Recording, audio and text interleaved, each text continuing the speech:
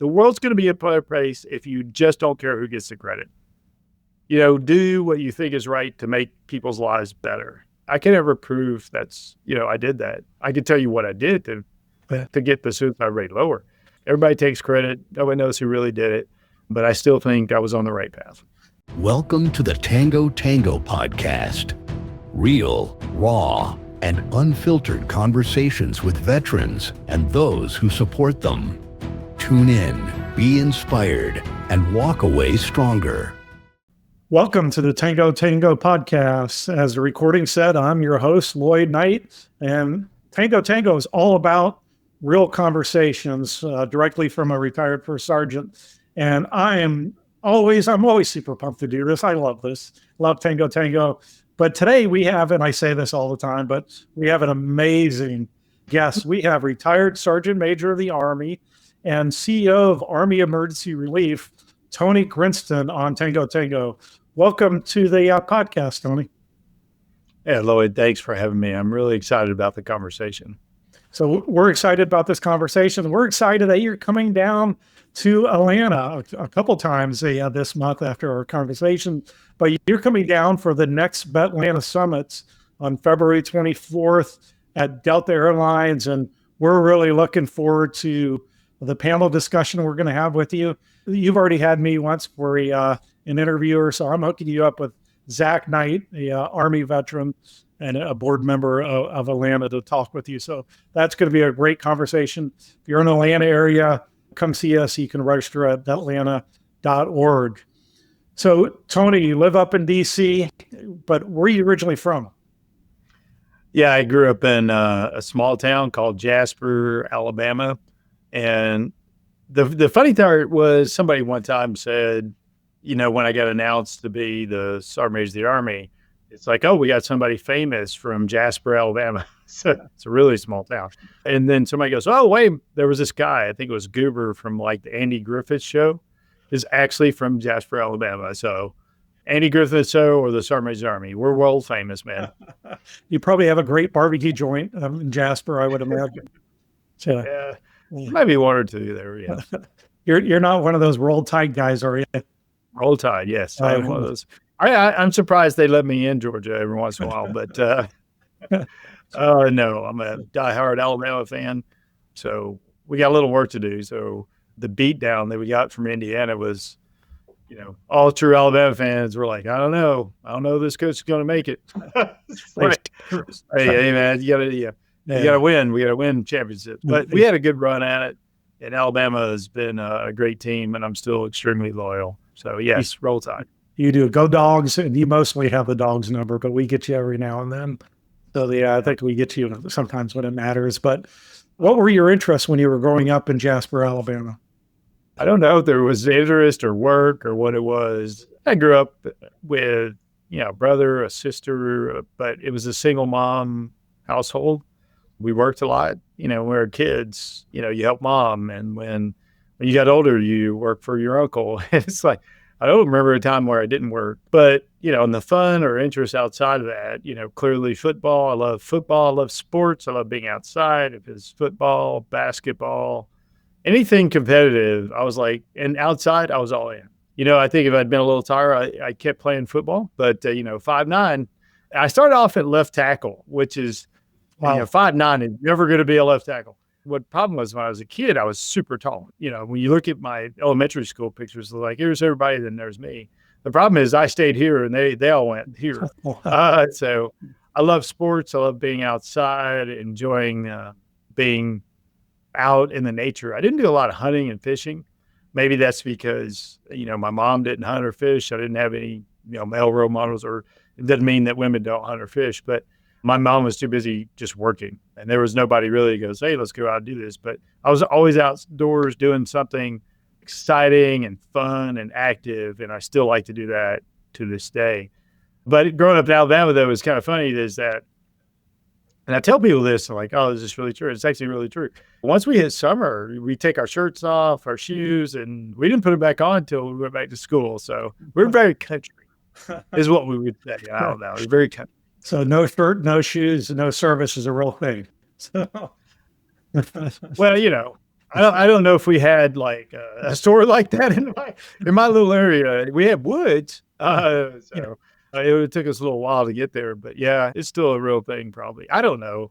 I haven't lived there in a long time. I'm sure my family walk around with shirts and shoes in the summer now. So let me see. You have a strong work ethic. You love the outdoors. You like sports. So the Army just seems like it was a natural fit for you. Did you go right into the Army after high school, or did you pursue something else? Well, believe it or not, after you hear all that, you think, I did, but I didn't.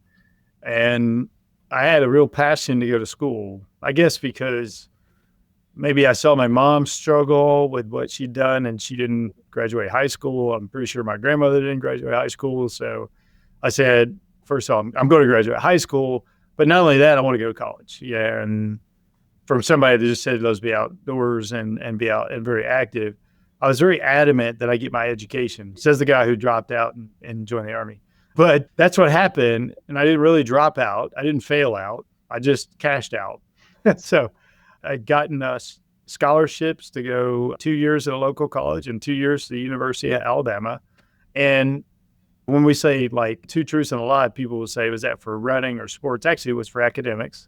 And I went to Mississippi State where I didn't have any scholarships. And I was like, well, that was probably, when you look back, it goes, that was pretty stupid. But I'd taken physics in the summer and I'd finished it. And then I got this huge bill for the architectural program. I was already enrolled. And I was like, man, I don't know how I'm going to pay for that. And the recruiter called and sounded like a good deal. Just do 2 years and get your college and go back to school. And 36 years later.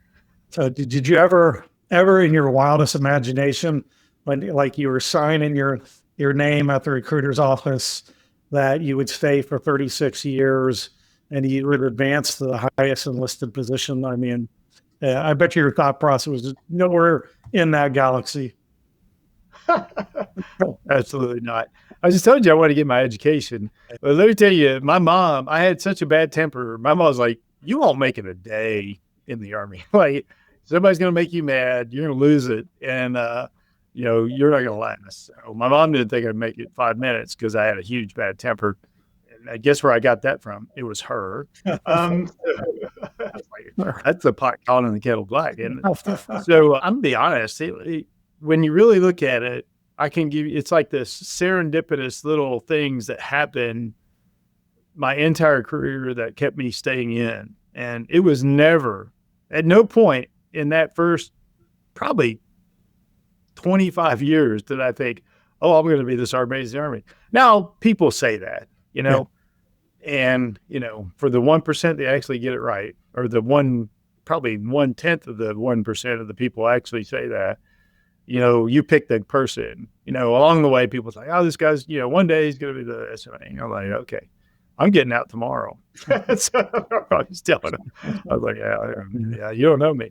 So yeah, I had no intentions. I mean, there's so many things I could tell you about my life that I just I still look at it, man, I did that. Or, I'll give you an example. At some point I was going to go have breakfast. I was in Iraq and they said, you got to have a meeting with the Secretary of Defense. At the time, it was Arnold Gates. And I was in Iraq and I kept a written journal. I still have them. And I wrote in that journal. I was just like, oh my God, I can't believe a kid from small town Jasper, Alabama is going to have breakfast in a meeting with the Secretary of Defense. I couldn't believe that. So even at that point, when I was a battalion sergeant major, did you think at no point would I be the sergeant major of the Army? I'm going to be honest, I'd probably, if you'd asked me at that point, I was like, yeah, I'll probably die. I was in my second tour in Iraq, I got 15 months. I'm in Mamadi. It's a terrible place. People get blown up. I've seen just crazy things for the whole time I'm there.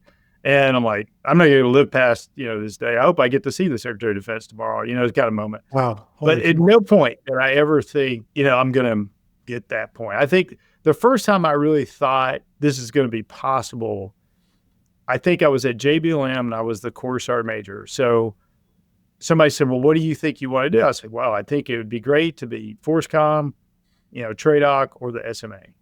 So that would be around 2015, all right, 2016, 2017, maybe 2017, when I actually thought this might be a possibility. So let's back it up. When you joined the Army, what MOS, and for non-veteran listeners and viewers, MOS is your Army career field, your occupation specialty. What MOS did you sign up? Yeah, there's a really funny story about that too. So I went to the recruiter. So he happened to call me. I'm home from Mississippi State. I'm taking my physics class. I finished it. And he goes, come on in. You get 2 years. So they don't even do this anymore. You had 2 years from the day you came in to the day you got out. And then later we had a new program that says after AIT, maybe you get 2 years, or you had to do 3 years after AIT. But at the time you would join, go to your training. That's advanced individual training. You go to your training, then, that counted as your time. And then 18 months, you'd be back home. Wow. And if you did that program, you had 2 choices. Yeah. So I come in, he goes, yep, you only do 2 years. It'll be quick in and out. But you only get 2 choices when you make that. And and I go, what are they? Okay, you got artillery or infantry. Shoot these big bullets, And so I literally go, what's the difference? And the guy goes, one walks, one rides. I just thought it would be smarter to ride. Absolutely. Artillery. Good choice. I'm an Air Force guy. We like riding. So you find yourself Fort Sill, Oklahoma for your training? Yep, Fort Sill. Okay. And was that what you kind of imagined it was going to be, or was it much different? I don't think I'd imagined too much, watch all the movies, of course, we all watch Full Metal Jacket or something, where, you got the crazy drill sergeants yelling, choke yourself, not with your hands, with my hands. It's like, oh man, does that really happen? And you had stories, and I think my uncle was in the Air Force. So a little bit, I don't really think it surprised me too much. It was, I tell my stories, and now people go, was it really like that? Like, yeah, it was pretty tough, man. These guys were not playing around. So I think everybody expects it to be hard, and it was, and they yelled. I did a lot of push-ups. I still remember my first day at my basic training, not the reception, because they fool you. Yeah. They bring you in, they're really nice to you. And then they put you in this little thing called a cattle car. It's literally a cattle car. It's like, it's an open thing with a bunch of people. And, like the first couple of days, they bring you in, get your shots. Like, these aren't so bad. This was not like what I expected. And then, and then that bus stops, that cattle car stops, and this dude goes crazy. And I'm like, what just happened? That guy just became the devil. And we're throwing our bags out. And people, that cattle car, the stuff's flying everywhere. We're jumping out of this thing. This guy's yelling at us. And I get to a formation. This is the former future Sergeant Major of the Army. And I get there, and they're just yelling. I'm like, there's nobody yelling at me. That's so good. Just don't look at anybody. And I lock my knees. Oh, I remember this. This is like 40 years later. And I fall down, because, you lock your knees. You're like, these people are, and bam, I fall down. And all of a sudden, I look up, there's drill sergeant yelling at me. And he's like, frog kick. I look at him like, you're insane. Like, I don't, what does that mean? I don't know. What is that frog kick? He was screaming at me at the top. It's a frog kick. I'm like, what is that? Have all you lost your mind? And he shows me what it is, and he makes me do it. But there it is. There's my first day. So much different. You probably did more push-ups in that first day than I did in my entire, I was going to say basic training, but it honestly might be my entire Air Force 20-year career. So and if you're wondering what he's doing, he's not dancing. He's got automatic. Yeah, that's it. It's a new dance. So we figured that was going to happen, but that's okay. So you get through basic training, and then you go through the actual training. How difficult was that training? I know there's some math involved. Yeah, I've had some really challenging training in the Army. Basic training in AIT, or the advanced individual training, was not one of them. I'd been to college, and what I didn't tell you, I told you I was taking physics. The scholarships actually for academics were in math. Right. So right, any math for me, I was like, well, this is kind of cool, I guess. But I took calculus, I think, in the 10th grade or something like that. Right. It was crazy, but it was physically challenging, and But, for mentally, I didn't think it was overly hard. So, by the way, any artillery people, don't come after me. I don't want to hear it later. But I didn't find it overly taxing. I thought it was a great job. I loved it. I did it my whole career. I never changed my MOS. I never found it to be extremely hard. I enjoyed it. I loved it. So when I went through Loadmaster training, and this is even predates you, back in '87, math was big in the Loadmaster. Of course, when you're doing geometry and algebra and basic math, and you're not using a calculator, and about 50% of the class is washing out around you.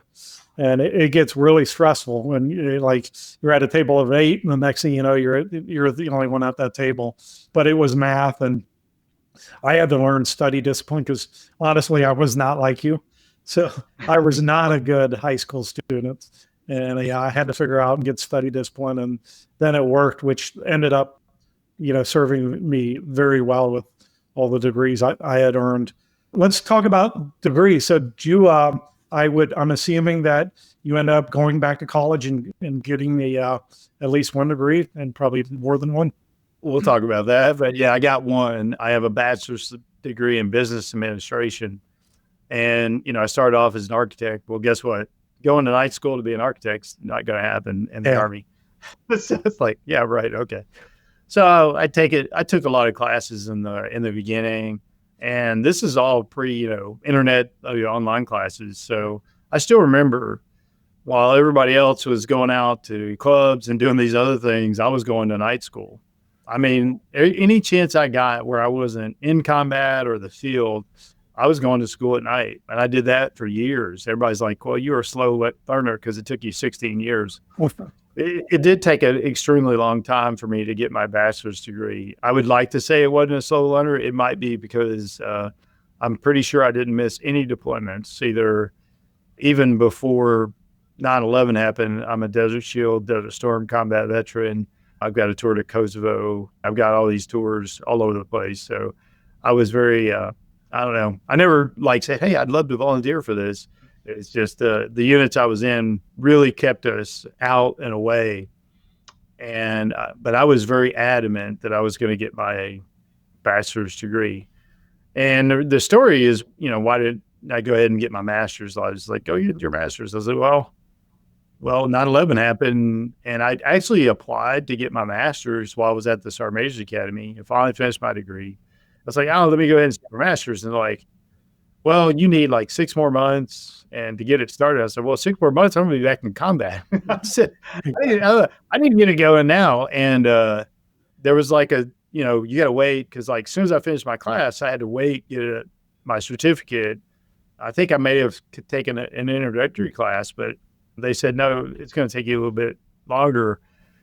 And, I got a PhD in going to combat after that. And then I opened my big mouth. They're like, you can't go there. Just send me back to combat. So I finished my bachelor's degree, and then I was an early grad from the Sergeant Major's Academy, so I could redeploy back to combat. And then that was my 15-month tour, followed by a 13-month tour, followed by another 9-month tour, followed by PCS, then another 9-month tour.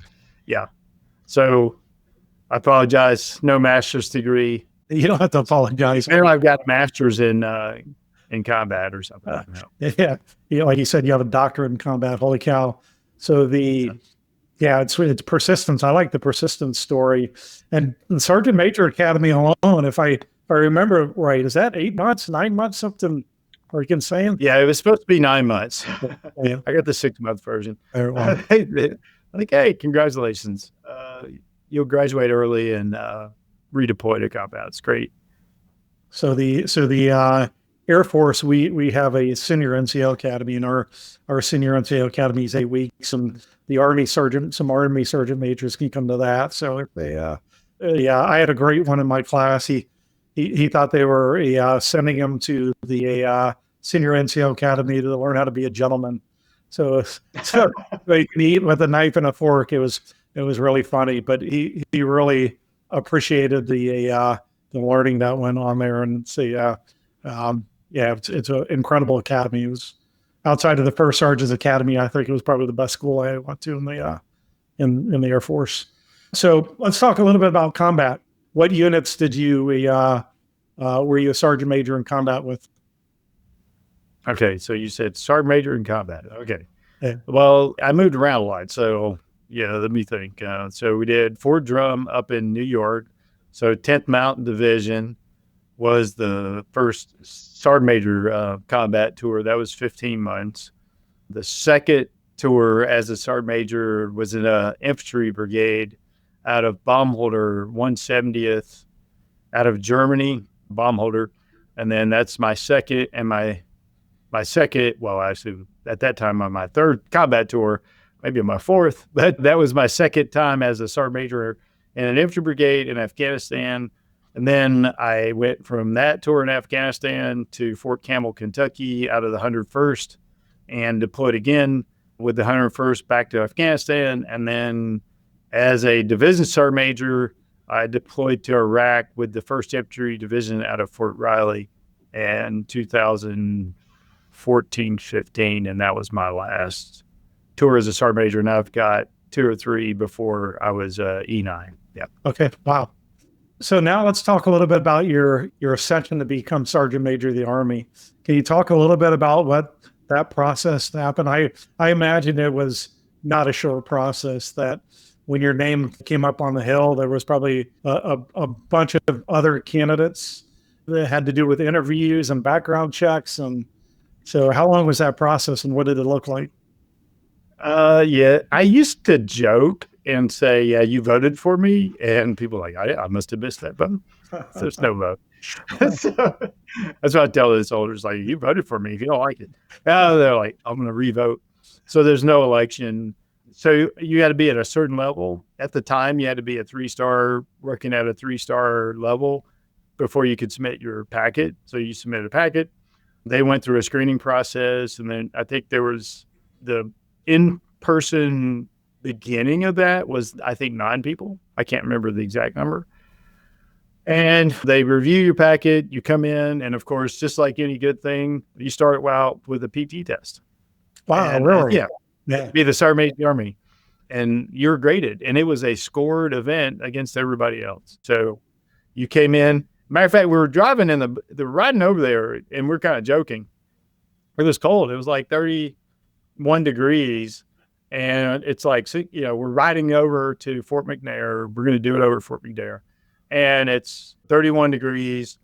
And we all go, do we have anything else today? They're like, no. I was like, well, why are we doing it at 30 degrees? We just got used to it. I was like, well, that's brilliant. So good. So starts off with a packet. You got to submit. You got to be the right level. Then there is a physical fitness test. Then that's a graded event.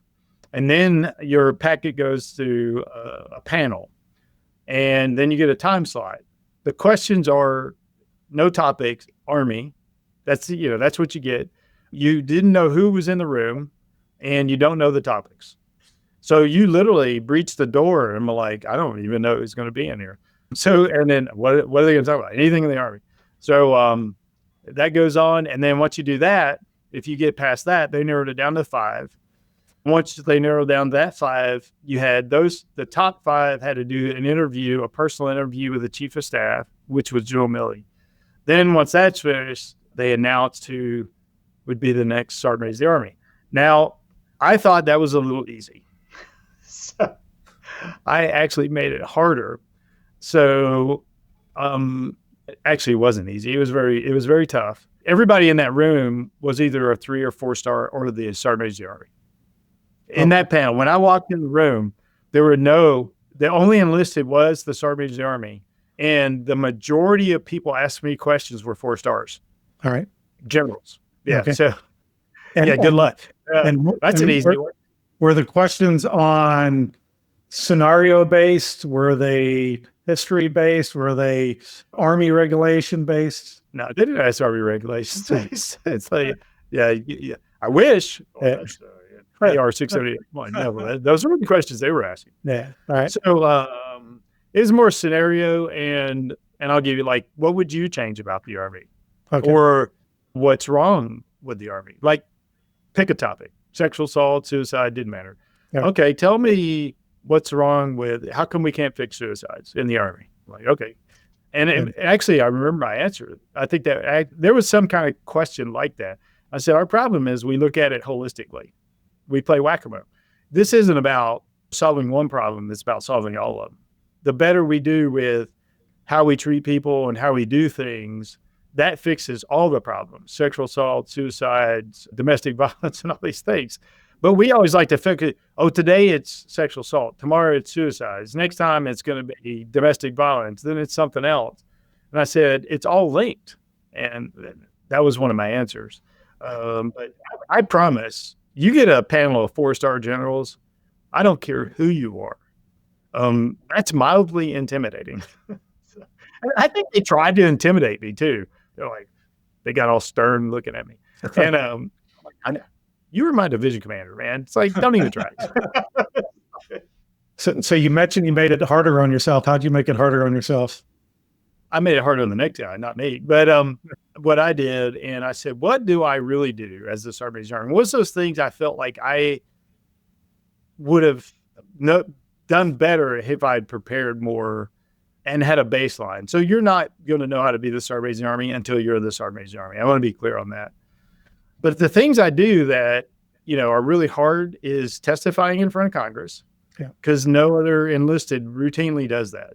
But as a Sergeant Major of the Army, every year, maybe more than once, if you make them mad, you'll go over there and you literally sit in front of a camera and you testify in front of Congress. If you haven't done that, which the majority of people in America haven't, it is not nice and it is not friendly, and it's not something I look forward to at all. So we did a mock testimony with who would be the future SMA. And then we had behavioral, occupational therapists and behavioral health folks in the back to see like who could really go through that pressure. And then right after there, they had to go through a media interview, because as a Sergeant Major of the Army, you do a lot of media. And they had to do a written assessment, and then they had to do a cognitive and non-cognitive assessment at West Point. Wow. So the intense. So yeah. So the 17th SMA was like, really, Tony? Like, really? What'd you do? When you got the call, I guess it was General Milley that called you and said, you have that. Walk our listeners and viewers through that. One of the things I don't normally talk about too much is everybody's like, oh, that must have been a great time. It was actually a little tense for our family. I'm not going to lie. And my daughter was a senior. Next year, she was going to be a senior in high school. That process started, I'm going to say like October of 18 or something like that. And then in 19, they're like, yeah, we hadn't made an announcement yet. I'm like, well, I got to figure out where my daughter is going to her senior year in high school. Yeah. And I mean, that's not a fun feeling. And it's like, Dad, where am I going to go to school? And then eventually she's like, I'm staying here. It was like, she goes, you may go do this job, but I'm not leaving. Yeah. This is before they made the announcement. Yeah. And I'm like, yeah, I was not very happy. And eventually she did move with me. And I asked her later, are you happy you moved? She said, absolutely. I think people don't realize that, and everybody keeps, congratulations. But deep inside, I'm like, there was turmoil with our family. So part of it was, extreme joy and appreciation. But the backside of that was my daughter moved to her third high school in 3 years. Yeah. So there was it was a lot of tension in the family on that. So I was extremely appreciative. I'm so glad I got a chance to do that. It was an incredible job. But for the one person that gets selected, there's only been 17 in the history of the Army. There's a lot more to it than that. Everyone's like, all you want to be was the SMA. I said, well, careful what you wish for. It might be the dog that gets the car. Hey, what do I do with that now? But it was extremely exciting. And I did promise, though. I said the next time when we decide, please, let's not wait till the last second to do that. And of course, you got to get a Teams call while you're doing this, by the way. So, but anyway, it was a joyous time. It's still another PCS move, and I had kids. So I still had to figure out where they're going to go to high school. And both of my kids were still a little younger. So they were both in high school or going to high school at that point. So it was joyous in one moment and equally as frustrating at the same time. What I didn't realize, though, is you instantly get like Army famous. And, and I'll give you the example is I would go on when I'm the Force Commissar Major. Now, the only person higher enlisted than the Force Commissar Major is the Sergeant Major of the Army. So that's it. So I'm on Fort Bragg. I go to lunch before I'm the Sergeant Major of the Army. I go to lunch. I sit down and I have lunch with soldiers. Now I'd look and see how much food they have on their plate, and I sit down. And they would know that a Sergeant Major just sat with them. They had no clue on who I was. Like, none at all. They're like, one group, like, well, you're not my battalion Sergeant Major. I'm like, yeah, you're right. It's just like, well, you're not the division Sergeant Major, are you? I'm like, no, I'm not the 82nd Airborne Division Sergeant Major. I said, I might be a couple levels above that. And they were like, what? That exists? It's like, so it's like, but now the day I got announced, there's a good and a bad news story to this. So not the day I got announced, but after I got announced. So it's in the paper, Michael A. Grinston is going to be the Sergeant Major of the Army. And SMA Daily said, hey, go get some uniforms with your new rank zone on so that you're ready. And I turned them in and I was going to pick them up. It's Saturday. I'm wearing, a T-shirt, some cargo shorts, some flip-flops, and I go to get my uniforms. And somebody it's in the Fort Bragg food court, somebody outside takes a photo. I mean, I had thousands of comments about cargo shorts. The only thing that really, really, really made me mad, there was a whole bunch of comments about the woman standing next to me. That was my daughter. Oh, yeah. When you're Force Com, you're a Corps Sergeant Major, you don't think anything about grabbing your kid and going to the shop at. Yeah. At all. But I'm going to be honest, it was pretty rare. You would see me with my daughters after that. Yeah. Out in public. I went to the mall one time when I was SMA here in DC, and some dude's like, Sergeant Major, and starts running over. And my daughter's like, really, Dad? I was like, okay, we're going home. So, I'm shopping for a birthday gift or something. I think, there's a lot of that goes with it. It's pretty cool, but it does come with some extra bonus things. Yeah, it's interesting. So we were talking about Chief Master Sergeant of the Air Force Bass, now retired, and she came and spoke at the Bush Institute, and she talked about those extra, just gnarly things, and she had it a little bit more from the media side of the house because first female and then first Asian, and she talks about she got a call like the media wants to know what type of Asian you are, like, right, and just really dumb stuff. So. Wow, that is like some craziness. And I'm going to ask Joe. My next text to Joe Bass is going to be, hey, what kind of Asian are you? she's going to be like, Tony, really? Yeah, well, don't tell her where that came from. So I imagine there's all kinds of gnarly stuff to the job that you hated. Being a first sergeant, I hated reviewing all the suicides each quarter of the Air Force. I didn't have to testify in Congress. We've talked several times how much you just despise that. And what are the things you absolutely loved about being the SMA? Oh, it's the ability to help soldiers like no other job in the Army. I loved it. I routinely say things. First, if you brought something up to my level, we're going to do hard. Like, let's do hard because anybody can do easy, right? Anybody can go down and, I don't know, cut the grass in the motor pool or something. I don't know. That seems relatively easy. But when you got to do things as the Sergeant Major of the Army, you could make a huge impact in a matter of seconds. And it was like, wow, I couldn't do that as a Force Commissar. I got so many stories about what you could do and what you couldn't. But I would just give you one example. We were somewhere, and I got probably 2 or 3 examples of this. So we were in Alaska. And this kid goes, and it's funny. We're giving him coins. It's like the chief. I was with the chief this time. So you got the chief of staff of the Army, then me, and then I think that was it. And we're giving out coins, and we're going down this road, and this kid goes, I'd like to stay in Alaska. And, the chief he turns to me, he's like, Sergeant Major, can you do that? I'm like, yes, sir. You need my help? I'm like, no, I don't need your help with that. Like, and he goes, okay, that's somebody's got it. And he leaves on, which is number one, a great story in itself, right? The trust that, of course I'll take care of that. And what's even better was like, I go, okay, you'll stay in Alaska. And then he was like, what? That's it? I was like, yeah, Sergeant Major Army. But I was I said, hold on, let's get the lights going. That's good. Yeah. Is he still there? Yeah. I'm still good.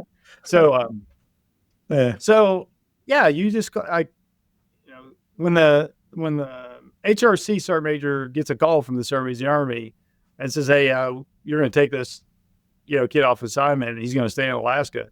You know what the answer is, right? Yeah. Yes, sir. Absolutely. I remember the first time I called him, he's like, well, Sergeant Major, I was like, I think I phrased it like, can we, leave this kid in Alaska or some assignment? And the first time I called him, he goes, yeah, Sergeant Major, he was on assignment, that'll be kind of hard. And are we going to do that for everybody? And I listened. I was intently listening. And I was like, I know I phrased it as a question. I mean, do I need to restate it? I'm actually not. How's that old thing go? He was like, yeah, okay, that sounds so simple. Yeah. But I mean, there's a ton of other stories a lot harder than that one. Yeah. But the Force Comm Sergeant Major, I couldn't make that call. The chief we were out somewhere and like, we give a kid a coin. It's like, why don't you just promote him? He's like, I could do this. Like, you're chief of staff of the Army. Let's promote him. He's like, yeah, let's promote him. So those are the really easy, simple, great things I loved about it. The really hard things were, getting $1 billion a year in the budget to fix the barracks. Yep. That's the hard part. So that was the easy was taking a kid off assignment. But we got that when I left and I testified to it. I said, the plan right now is to spend $1 billion a year to renovate the barracks for the next 10 years. It's in the budget. It's in our plan. And that sounds like, oh, of course you did, man. That is not easy. I challenge anybody to do it. So there was a lot of meetings and programmatics and things with the Secretary of the Army, the chief, the budget folks, everybody.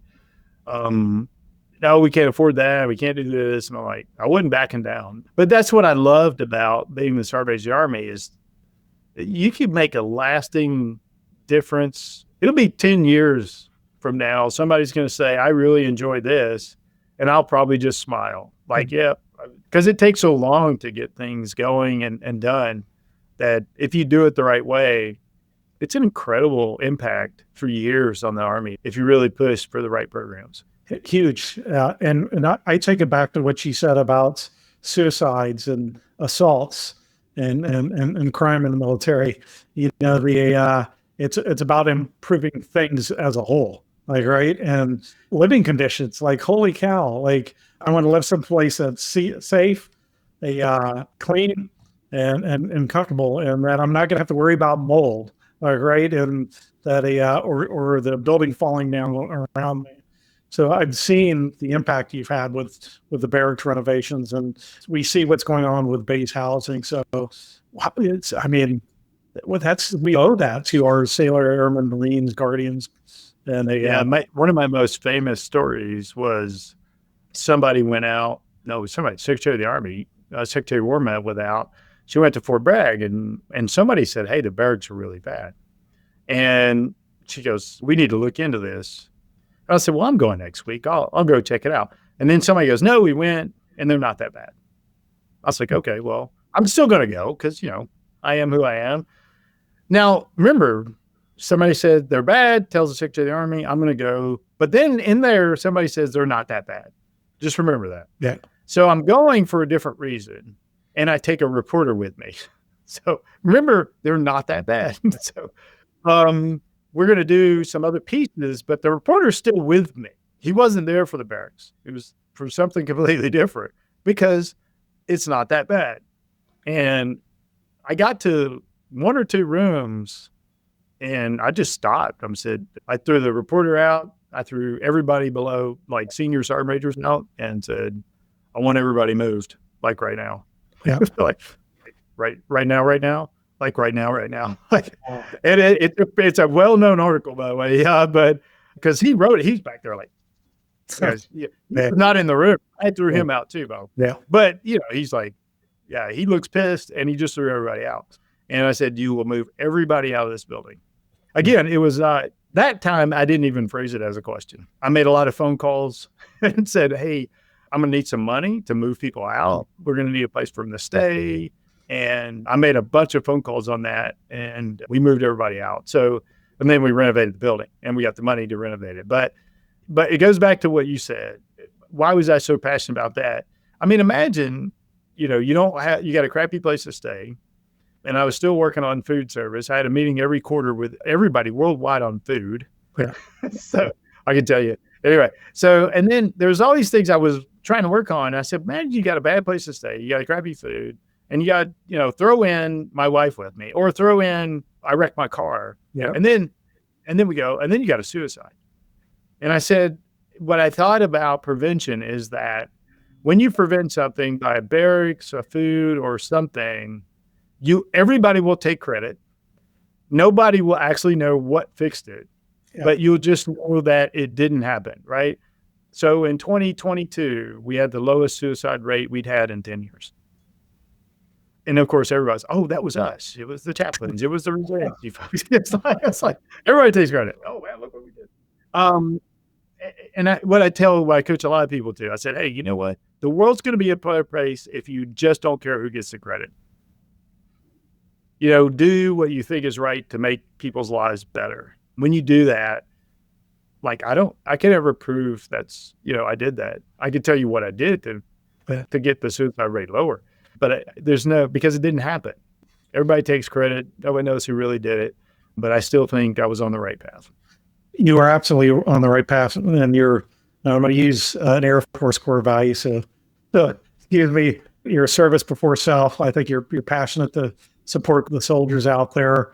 Your determination, your dedication led to your next role. So you decide to retire from the Army after 137 years in the Army. Somebody already joked that I was born in like 1776 one time. So look good for 200 years. Yeah, absolutely. So so you become, and correct me if I'm wrong, you become the first non-general ever to lead Army emergency relief. Yeah. Not just non-general, but first enlisted too. So yes, to be the CEO, director of AER. That's correct. Yeah, that is absolutely a testament of your role, not only the time you were SMA, but your entire career. I think it's a cumulative to landing this position. And I know what great things you're doing there. We had 2 government shutdowns in the last 6 months, and I've seen Army emergency relief firsthand come to the aid, and it's just such an impressive organization, along with the sister services, the Air Force Aid. I've got a lot of history with them, being a first sergeant. And how did that happen? That you got tasked for this role? I know you were absolutely qualified for it, but how did they land on the first enlisted person coming into the lead? I think I won the lottery. I'll be honest with you. I love what I do. I just, it really fit with my whole, I always wanted to, help soldiers and their families. And I was always passionate about it. Sometimes I wasn't always nice about it. Yes, I already told you. But I love this position. Now, how did it happen? So it's a story of failure. And for some reason, everybody likes when I told that story. So I just retired in August of 23, and I'm very active. And my wife's like, you need to get a job. You're destroying our house. You're remodeling everything. It's like, get out. She didn't really say that, but I did destroy the house. But here's the thing. I said, I want to do something extraordinary, and I want to do something maybe somebody else hadn't done.